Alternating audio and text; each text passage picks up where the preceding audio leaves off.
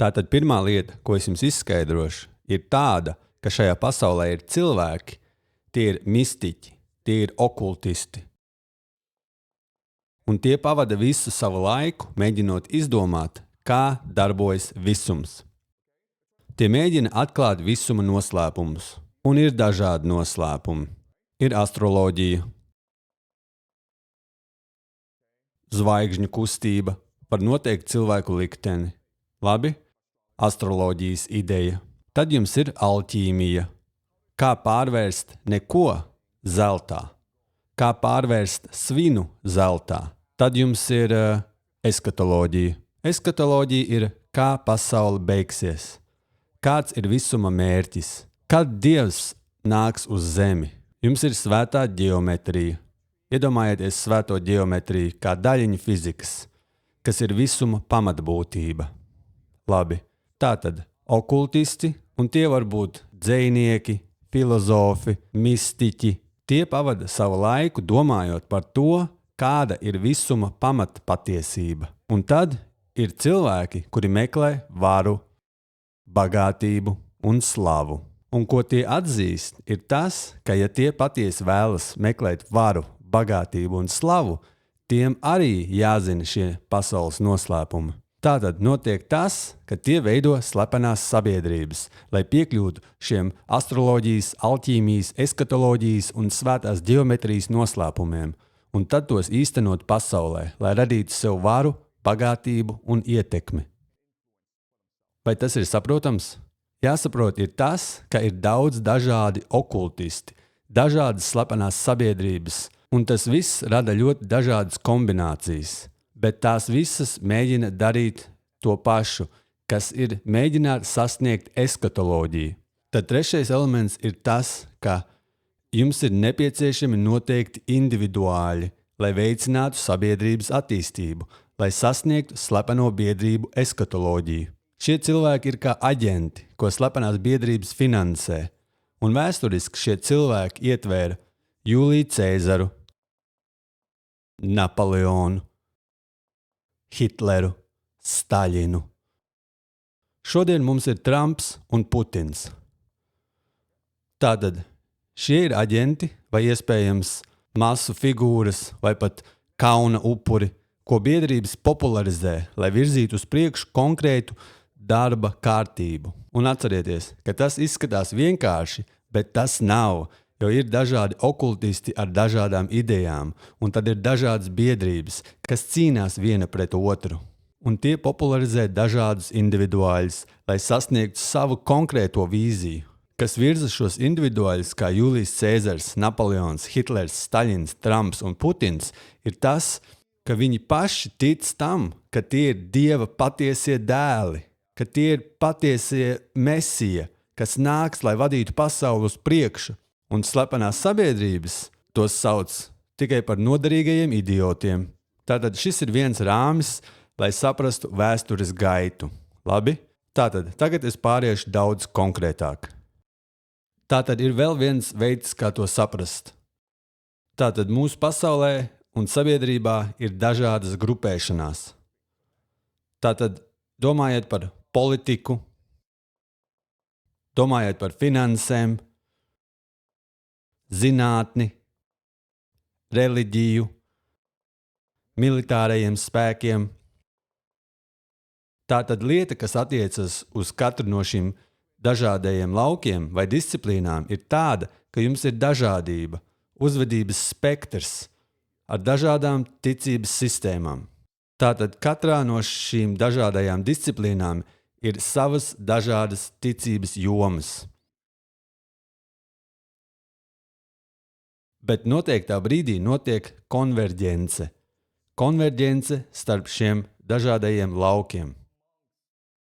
Kas liek tiem konverģēt, ir fakts, ka katrā laukā jums ir noteikti individuāļi, ekstrēma minoritāte, kas meklē varu, kārtību un kontroli. Tātad atkal, katrā laukā jums būs spektrs, un vienā ekstrēmā versijā ir tie, kas ienīst varu, bet otrā ekstrēmā versijā ir tie, kas mīl varu. Un tie cilvēki, kas mīl varu, kārtību un kontroli no visiem šiem dažādajiem laukiem, apvienosies un strādās kopā, lai sasniegtu varu, kārtību un kontroli. Un mēs saucam šos cilvēkus par slepenajām biedrībām, jo tie ir saistīti ar līdzīgu interesi. Tātad, kas ir patiesi interesanti, ir tas, ka laika gaitā, kad studijas kļūst daudz lielākas, šie dažādie lauki paplašinās apjomā, radot lielāku dažādību, un notiek tas, ka šī konverģence kļūst daudz stiprāka sabiedrībā. Iemesls tam ir tas, ka šie dažādie lauki nespēj koordinēties kopā, bet cilvēki šajā konverģencē spēj koordinēties kopā, kas dod tiem milzīgu priekšrocību sabiedrībā. Un tas nozīmē, ka tie spēj sasniegt varu, kārtību un kontroli daudz vairāk. Tātad, kas ir interesanti, ir tas, ka, kad sabiedrība samazinās, jo tā ir kļuvusi pārāk birokrātiska, daudz pārāk liela, daudz pārāk korumpēta, šīs biedrības faktiski kļūst daudz spēcīgākas ar laiku, jo tās spēj palikt daudz saliedētākas. Tagad, kad šīs slepenās biedrības ir izveidotas, jūs atklāsiet, ka ir milzīgs skaits šo dažādo slepeno biedrību, un atšķirīgs indivīds var pievienoties dažādām biedrībām. Un šīs slepenās biedrības var izrietēt no tā, ka tie devās uz konkrētu skolu vai auga konkrētā reliģijā vai konkrētā ģimenē. Ir dažādas kombinācijas, un šīs slepenās biedrības konkurē viena pret otru. Un tāpēc konkurences kritēriji ir 3 lietas – likumīgums, autoritāte un vienotība, kohēzija, saliedētība. Kāpēc jūs esat vairāk likumīgs nekā citas slepenās biedrības? Kāpēc jums ir vairāk autoritātes, ekspertīzes nekā citām slepenām biedrībām? Kāpēc jūs esat daudz vairāk vienots nekā citas slepenās biedrības? Lai šo problēmu izšķirtu, ko slepenās biedrības darīs, ir tas, ka tās aizies atpakaļ laikā un atkārtoti iedomāsies vēsturi, lai parādītu, ka tās ir saistītas ar visu vēsturi. Tātad tās teiks, piemēram, mēs sākam ne šodien mūsu skolu, bet mēs esam saistīti ar brīvmūrniekiem. Mēs esam saistīti ar bruņiniekiem templiešiem. Tātad tās iet atpakaļ un rada kosmotoloģiju, kas izskaidro izcelsmi un acīm redzami, jo tālāk jūs ejat atpakaļ laikā, jo vairāk likumīgi, jo vairāk autoritatīvi jūs esat. Vai tas ir saprotams? Tātad tās aizies atpakaļ un radīs savu vēsturi. Un tāpēc cilvēki domā, ka tās stiepjas līdz Romai. Vai iespējams Babilonai. Un kas ļauj cilvēkiem ticēt, ka tas ir nepārtraukts, ir fakts, ka elīte katrā konkrētā laikā uzvedas vienādi. Kas ir tas, ka visi tie meklē varu, kārtību un kontroli. Un tie, kas uzvar, ir 3 konkrētas īpašības. Pirmkārt, šie cilvēki, kas ir atkarīgi no varas, tie fiksējas uz to, tie ir apsēsti ar to. Tie darīs visu iespējamo, lai iegūtu vairāk varas. Un vara ir izplatoša un visapēdoša.